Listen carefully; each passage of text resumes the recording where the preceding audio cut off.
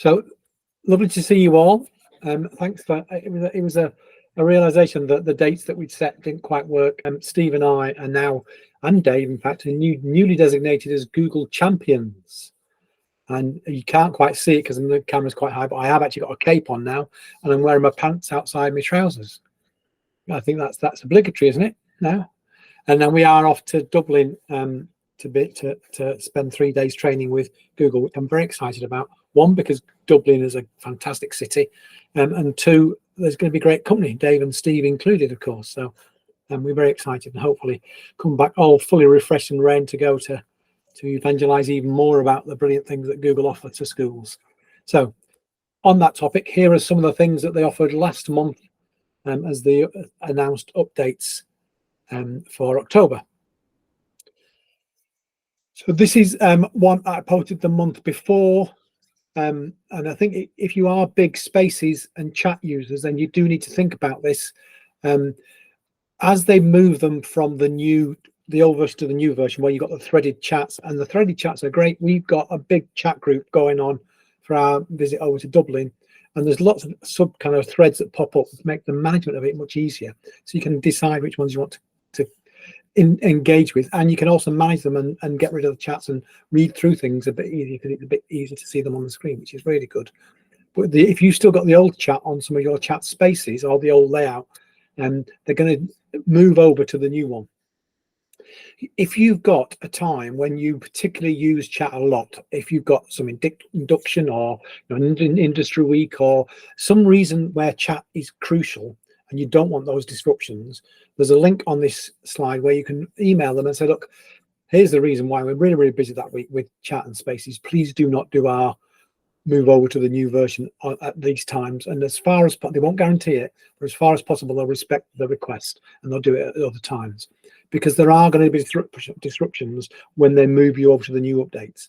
They do say it's only going to be 2 or 3 minutes, but it's better not to have that if there are times when you need to use it. So do think about making that request, and the links on the under the here link there on that slide. So that, I think, potentially, if you are big users, is definitely worth thinking about it. And the last little bit is you'll notice the banner popping up. They give you 2 weeks notice that it's going to happen to you, that you're going to move to the threaded versions. And it's about all the old ones. Any new ones you create should already have the new threaded versions, but the old ones won't. It's those that they're converting. So just to be aware. Well, that was a lot of talk just for one little thing. This also is from last month. If any of you have Jamboards or are big users of the Jamboard app, it's end of life December 2024. There are already app integrations into Meet and FigJam, Lucid Spark, Miro is the third one, and they are also building conversion tools, so you'll be able to convert old jams into those tools if you choose to use them. So just to be aware of it. And there are also plans about how the actual hardware is going to be used. You can still use it as a screen and things, but of course it won't be managed. So just to be aware, if you've got Jamboards, then they're on their way out, but you've got lots of time to get yourself sorted with alternatives, certainly for the software. So you probably noticed these have already arrived already. They've certainly arrived on ours, which is really good. You just get some quicker ways to add in things that you might regularly use in a Google Doc. So when you open a new doc, you'll get these 3 smart chips appear.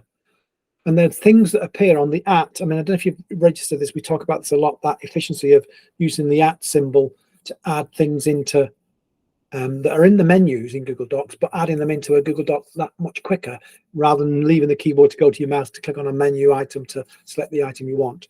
Literally just shift the @ symbol, and there's a menu appears with lots of those functions under your fingertips, and you just start to type what you want. And they just put 3 of the most common there for you to use.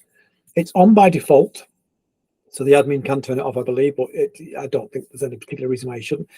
The minute you start typing, they disappear, or if you select one, then the other 2 disappear. But it only appears on an empty doc or a new doc. So if the new doc's brand new, or if you remove everything from the document, then they will reappear. So just to be aware. But they're neat. And the @ symbol, I use loads to add things into documents. I think it's a fantastic tool, and definitely one to make your staff aware of should you want to make use of them. So this Next thing applies to the teaching and learning upgrade and Education Plus only. So when you're doing Google Meet recordings, the presented content in the middle, so my slide deck at the moment will be at 180p, so you get a higher resolution for the presentation. Rest of the screen stays at 720. That in itself, I think, is pretty clever that they've managed to get 2 different resolutions on the same screen. A quick glance at the material is, if you've got some dodgy old camera that's got really low resolution anyway, it's not going to help with that. If you've got some really dodgy old screen, then you're not going to see any benefits of it. But if the resolution is there to allow it, then it will actually give you that little better view of the main screen in the middle, which is great, I think. Particularly useful, I think, if you're on a very large screen. I think it'll make a big difference there. You won't get so much pixelation that you sometimes get.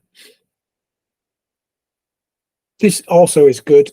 We are very heavy chat and Spaces users at Seed Learning. We use it internally enormous amount, and we also use it as a support mechanism for many of our customers, and it's an absolute boon. It's really, really useful. I don't think it ever reduces the number of messages you get, but it changes where they come in.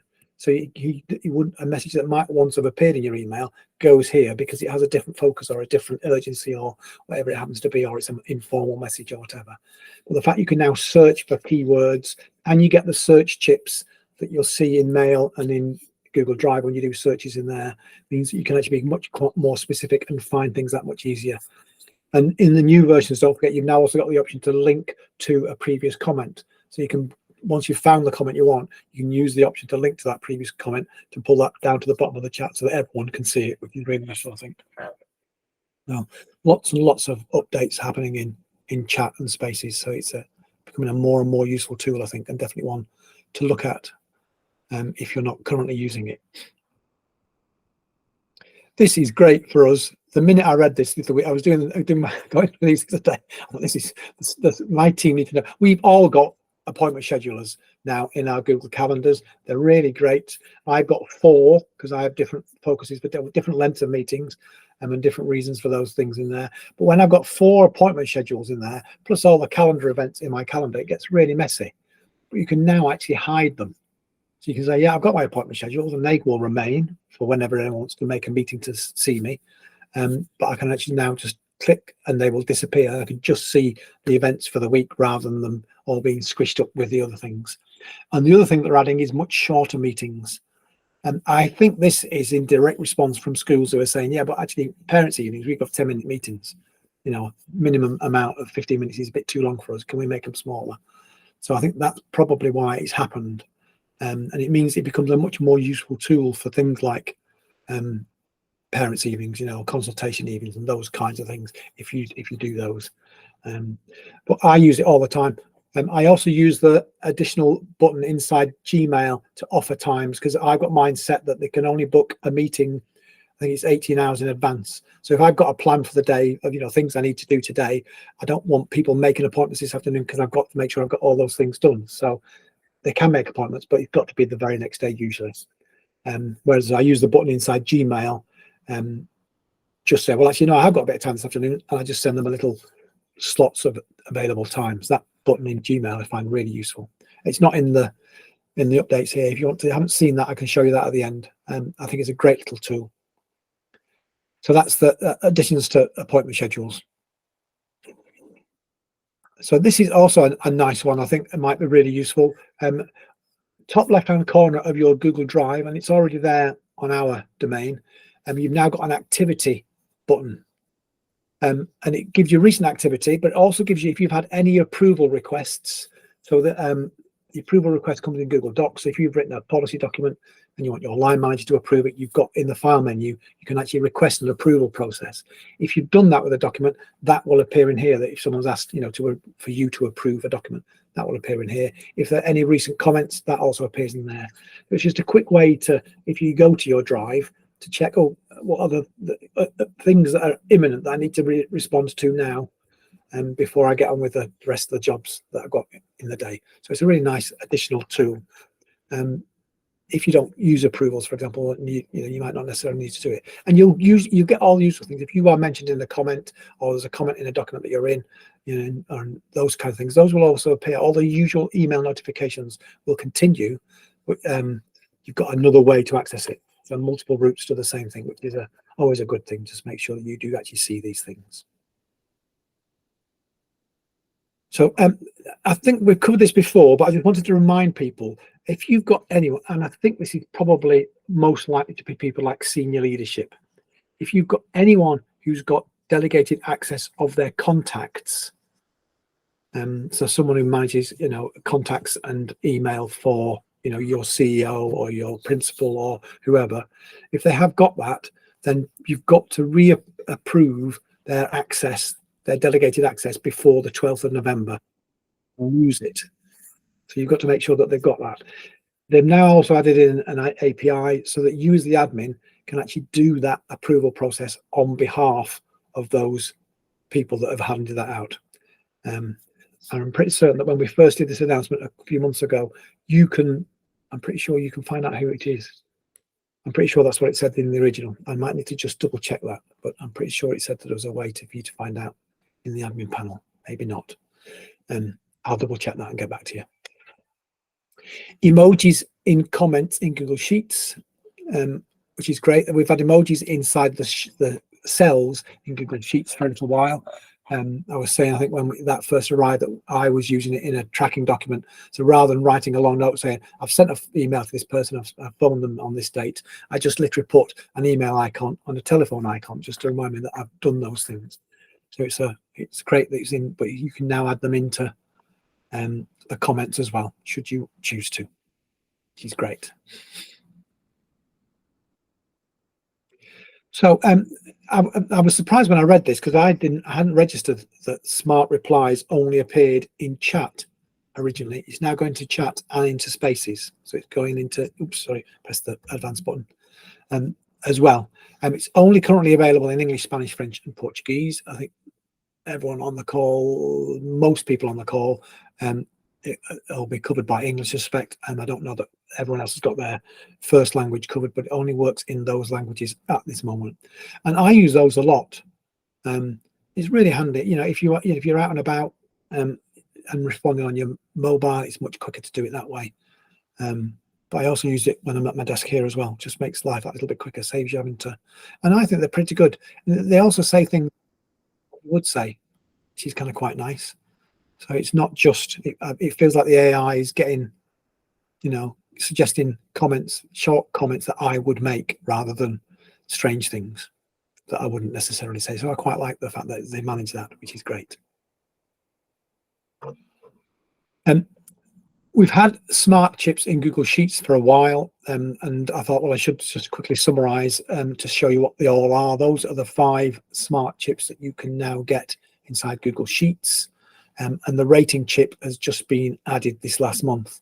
So if you want someone to give you a score on something, and it just basically gives you 5 stars, you add it. As before, the shift @ symbol starts to type the word rating, it appears, press tab, jumps it in there and gives you 5 blank stars, and then you can click on however many stars you want to rate that particular line of data in that spreadsheet. So nice little additional tool. Yeah, the others behave the same, you're not aware. So if you've got a place chip, a maps chip, then you click on it and the map will actually open up inside the Google Sheet, and you can view it there rather than having to open up a separate tab. You can choose to open a separate tab, but you don't have to. It just gives you that option to see these things should you want to. So this is a fractional change. I've put both pictures up here. It's actually quite tricky to see what it is, but if you look at the guest lists, either in the opening pane at the top just underneath birthday celebrations, and I can't do the pin thing here, or at the bottom here in the guest lists, just below, just in the bottom left hand corner, you'll see rather than it being their emails, it's actually their names. Now I'm assuming it's pulling their names out of their directory entry. So if you're a school or college that uses Mr. and Mrs. and Ms. and so on and so forth, then I suspect that's what it will pull out. I mean, in this example, it's pulling out full names and things, but I suspect that's where it's getting that information from. So just to be aware that that's what it will pull out, just to make it look a little bit nicer, I think. So it's a fractional change, but it's now, I think that's there for us now, I think. So if you are joining Google Meet on a mobile device, you can subtly enhance your appearance with a portrait touch-up. It doesn't make you look younger. It doesn't add hair. It believe me, I've tried. It doesn't do any of those things, but it just makes the image that little bit clearer for the other people to see and for you to see and things. So it's not a significant change. And you've got to go into settings to turn it on and things in the first instance. That's just a picture of where the settings are within your Meet and things. So you've got it there, should you want to. I rarely join via Meet via mobile. I have done a few times, but mostly I'll find time to sit down on a device. I prefer it that way. So we've had some shenanigans, haven't we, over the last few months with YouTube and the embedded player within sites, forms, sites, and in Google Classroom and things. The situation now is that they're saying you whitelisted YouTube Education. I checked youtubeeducation.com this morning, it's still not there. And the message is that they've taken it all down just to review the efficiency of it and to review, I think they've just had too many complaints, but they're reviewing how they've done with it currently. So in order for them to be able to do their review, you need to go back to the situation where youtube.com is the whitelist, on the allow list, rather than youtubeeducation.com. So you as the admin person, if you are the admin person, will need to do that. It should be in Classroom already, and it will start behaving that way for slides, forms, and sites from the end of the month. Oh, that was from yesterday. So it's all set up by now. So they should all be in place by now. Well, that's from yesterday. It's the usual pattern of 15 working days. So you're looking at 3 weeks. They don't do all the domains all at once. So it's kind of on a rolling program. So just to be aware that it will change. But if you are an admin, or you need to speak to your admin to let them know that they need to add youtube.com back into that allow list if they replaced it with the youtubeeducation.com allow list, whitelist option from before, which seemed to be the solution that was causing the problem. I did read through, I didn't give any indication when that might come back, or when YouTube Education might come back rather. So we'll just have to watch this space, and as soon as we know, we will update you and let you know. So a slightly easier and more inclusive way to use your emojis, should you want to. You'll have the little drop-down icons in the bottom right-hand corner where you can change the shade of any of the icons or the style of them and things. And you'll also get recently used list of those emojis that you do use on a really regular basis. This is in Gmail, so you've got those additional functionality there. Yeah, I do occasionally use in Gmail, and more so in other apps that feel less formal, but I do use them very occasionally. But you can customize them to your need, and you get quite a lot. I think they've had a recently used for a while, but it was a short list, wasn't it? I think it's just got a longer list. I think that's what's happened, if I remember rightly. And that are all those updates for the October updates. Next update is Wednesday, the 6th of December, when I'll go through the November updates. And I did say, oh, it was raise your hand or give me an applause or something to sell. Are you aware of the calendar option inside your Gmail now? Would it help if people saw that? That's one's enough. That's all I need. Okay. So actually, what I'll do is I'll reply to one so you can see it a bit easier. I'll reply to that one. Okay. So if I go to reply, at the bottom now here, you've got this little calendar icon here. And if I select that, you've got two options. Paul, can you, I think you might be, are you still on the... yeah, sorry, thank you, sharing the wrong tab. On the old tab there, yeah, no worries, mate. So I'm replying to this email. So here I am replying to this email. At the bottom here, I've got this little set up a time to meet button right at the end of these list of buttons here. I've got two options. I can create an event, and it just goes to my calendar, pops up on the right. I find the place where I need to find it, and I can make and I'll just set it there, and I can edit this to create the event that I want. And the other, I'll just discard that. The other option in it is to offer times that you're free. And I've used this a few times now. And all you do is you just drag over what times you've got available, say how long you want the meetings to be, and then follow the prompts. You've got to remember to add in a Google Meet conference if it's online. Doesn't do that by default. I got caught out last week. I'd forgotten to do that bit. Yeah. Or you can change the status of it. And then you can edit all of these. It says let me as a title, but you can change them however you want.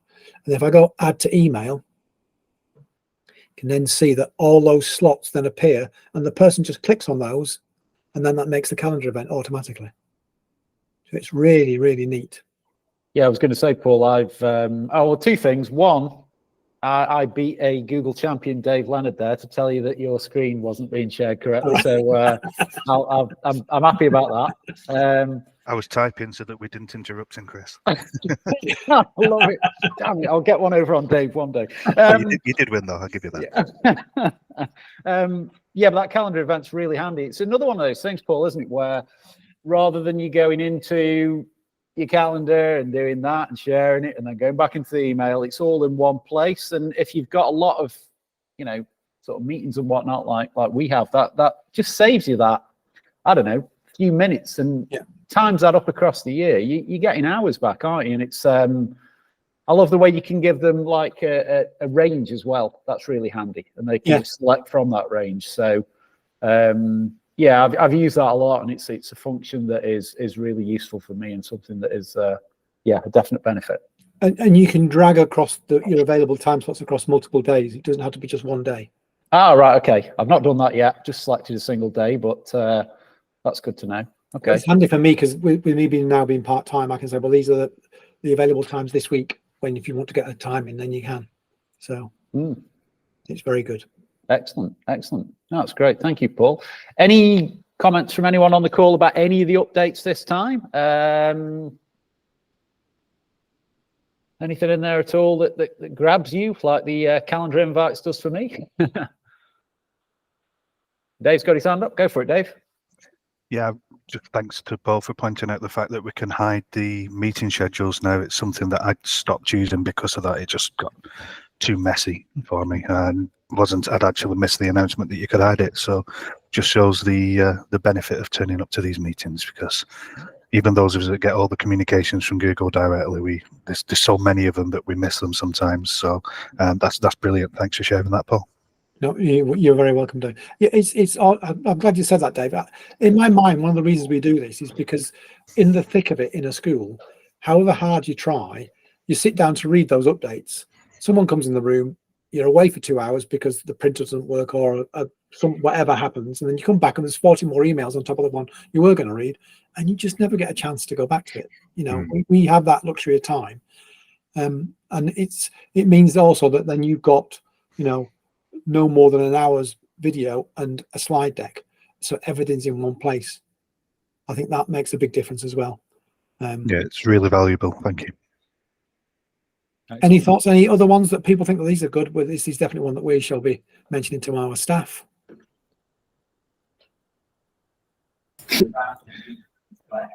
I think Google Chat is one of my favorite tools ever. It's just brilliant, everything you can do with that.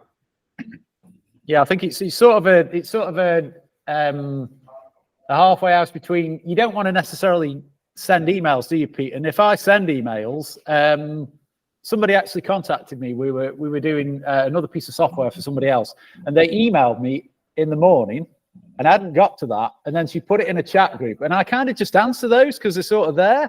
So I went, yeah, I'm on this. And she goes, oh, thanks.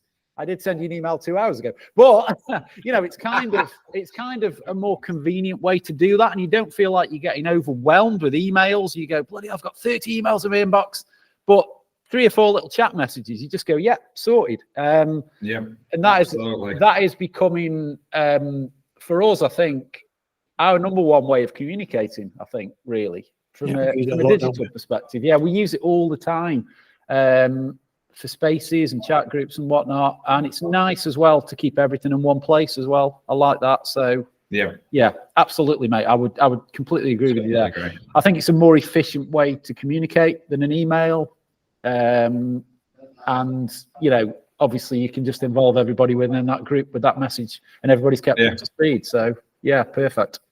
But all the things that you get in there, I love the fact that you can, if it's a file you want to share with lots of people, you can literally just drop it in there, and it says, well, what's the sharing permission? And you sort it out.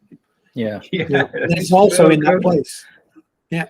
It's so simple as well. That's the thing. It's so simple. Yeah. My only wins with chat to this point is because I'm so used to using emails and stuff, I'm always pressing enter.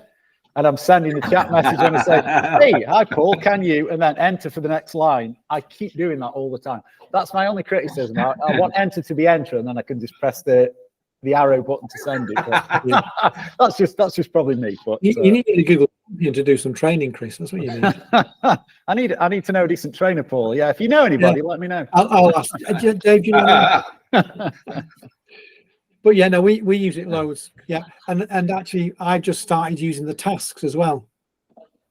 Oh yes. So it was some things that I wanted from our associate trainers. So I said to each of them, look, I gave each of them a task to do the same thing, so I can then keep track of the fact that they've done. We want their certificates for all their qualifications in one place and things, you know.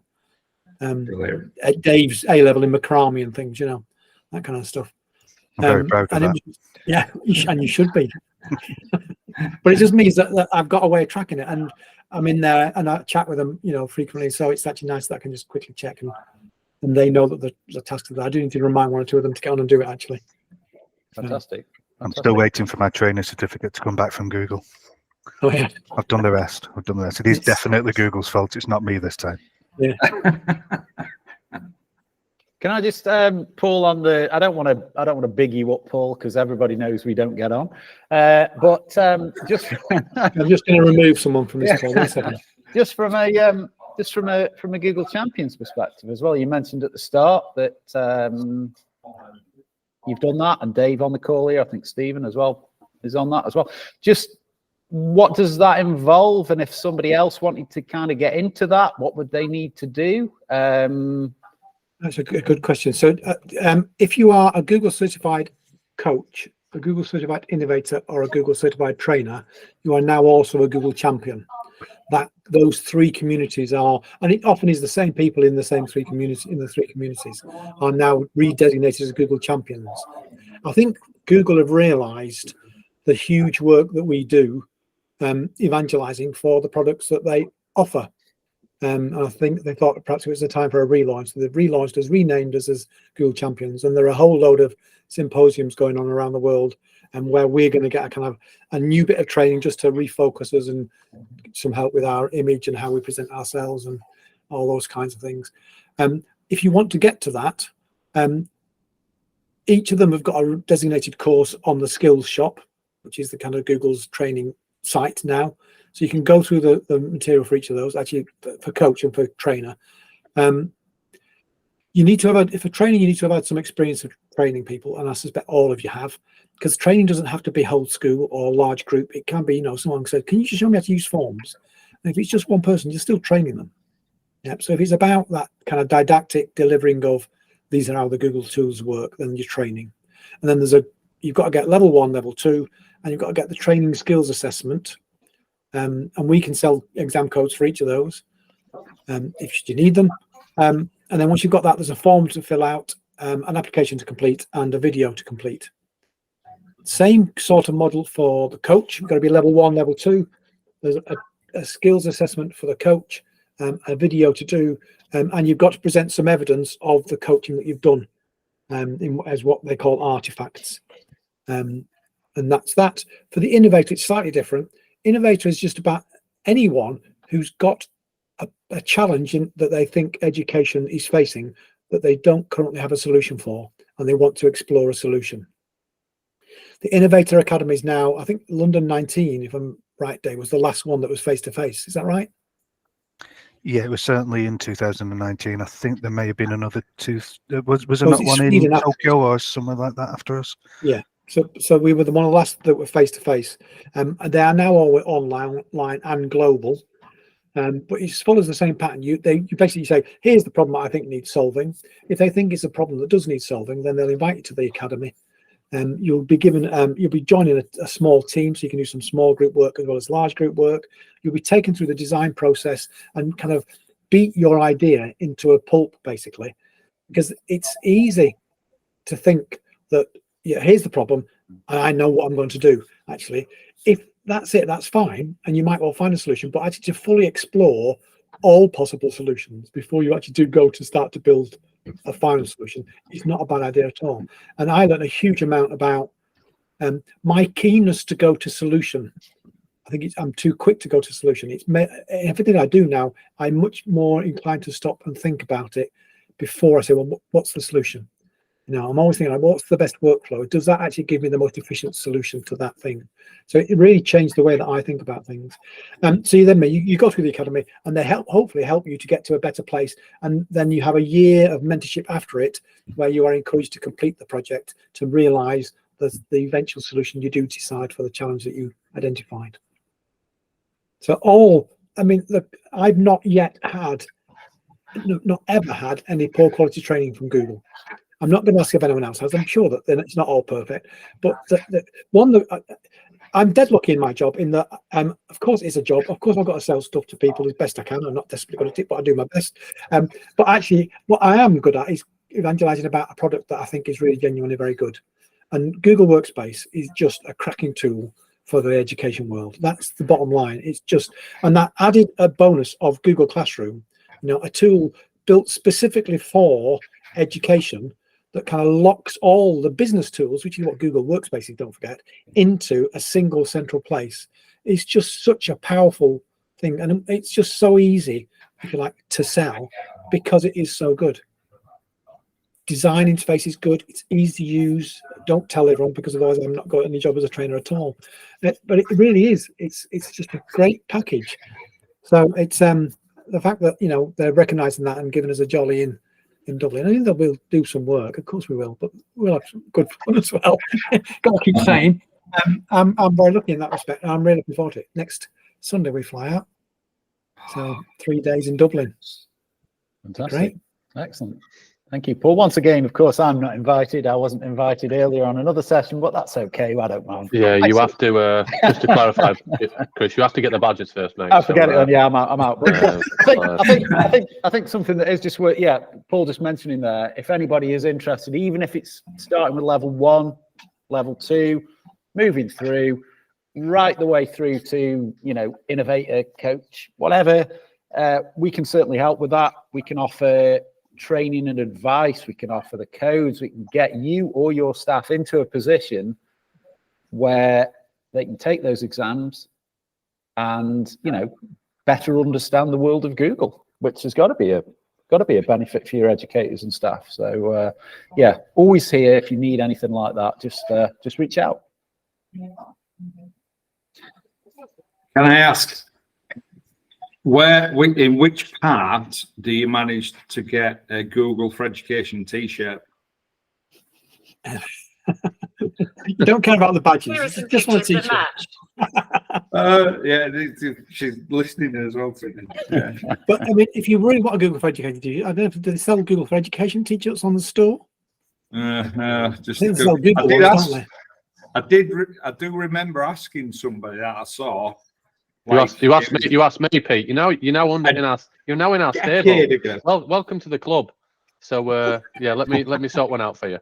You're not a million miles from me. I'm at Magna, the Science Museum on Friday night. So don't let him have one. I'll leave one behind reception for you. Don't let him have one. If somebody else takes it, but I was going to say you normally need to earn them by doing something, but apparently secrets over Steve, and then you can get whatever you need. No, there's no secrets over me. Peter's been asking. To be fair, though, what Pete doesn't realise is it's when I say it's a small T-shirt, it's a 6 to 12 month baby grow. So good luck with that one, Pete. But I'll stretch it. Be all right. I think if we see a photo of you in that, Pete, then you probably earn a T-shirt by doing that. Yeah, that would be an image we wouldn't be able to unsee, though. I was going to say that I was going to offer a legitimate means of getting one by you, because Google are searching for people to present at the Google Teaching Theatre at BETS next year, and by doing that, you will. Well, I spoke there last year and got a Google T-shirt for that. So there is a form to fill in. I think the deadline is in 2 days' time. So if you're interested, and you're going to BETS, I'm really interested, but he's not allowed to go. I was going to say I can't go, but I'm not allowed to go. No. I've got children that are just they ruin our lives, don't they? You're ruining everything. Even if you didn't take them with you. You're not allowed to go. If there's anyone else who is thinks they might like to present, then there's the link to the form. Oh, that, do you know that? Simon, Dave, shall we get Simon to go? He'd enjoy it. I know what he's going to say. It's a t-shirts apart. Actually, the opportunity to stop and reflect about what it is about, your journey in the use of technology and its impact is actually a really good process to go through. Actually, you reflect and think, oh yeah, we've done a lot. It's a good thing to do, even for you. Even if you don't get a t-shirt, which I'm sure you would if anyone does choose to present. Do let us know if you do, because we'll come along and listen. Oh well, yeah. I think our illustrious leader, Mr. Stephen Spence, he would love to do that. I think, shall we get him to do it, Dave? Is he sat there in office with you right now? No, he's next door. He's in the next one. So hopefully he can hear me. So he can do it. He loves things like that. Loves them. Yeah, I shall pass that on to him. Thank you very much. I'll get a t-shirt off him that way. Just a reminder, just a reminder as well. Paul talks about spaces and everything else. If you haven't had an invite and you want invited to the chat space and the support space, come into it. There's going to be a lot of focus on that in the coming months. People putting bits in and supporting each other. So it's one of those spaces where C Learning will offer advice, but ultimately we sit there quietly for a bit because we're hoping that other people, and Dave is a regular poster where you've got something that you want to improve, a question, you put it in there and somebody else that's maybe gone through the same experience, maybe just a little bit of time ahead of you or has the same experience, can just offer some advice and guidance from connection to connection, cross-sector. So reach out to Chris and Paul, and we'll continue to add those people into the group. We want to grow it and we want to support that group and champion it. There will be people chipping in and taking roles in that group in the coming weeks and months leading up to Christmas and beyond as well. So for the new people who've just joined C Learning in terms of our support mechanism and network, please feel free. It's a great space to be part of, and some regular contributors as well. Okay. Yeah, I've just chucked my my email address in there. So anybody wants to grab that, Pete, you can grab it, and then I'll definitely add you into the group. That's absolutely fine. No problem at all.